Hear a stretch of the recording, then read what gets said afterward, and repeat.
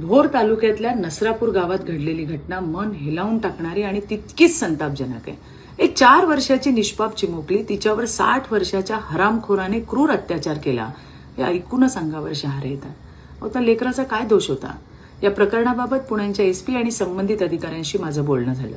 आरोपीला तात्काळ ताब्यात घेण्यात आलंय आणि मला यावेळेला माहिती मिळाली की 2015 साली या नीच हरामखोराने स्वतःच्याच पुतणीवर अत्याचार केले होते आणि या गुन्ह्याखाली तो तुरुंगातही होता. मात्र 2019ला न्यायालयाने त्याची मुक्तता केली.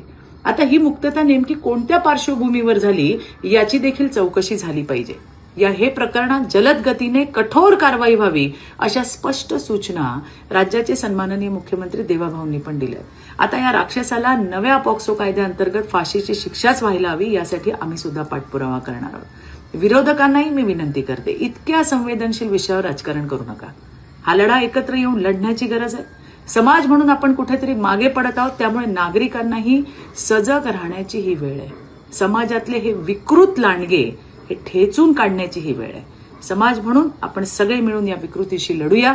शासन प्रशासन आपल्या सोबत आहे. धन्यवाद. जय हिंद, जय महाराष्ट्र, भारत माता की जय.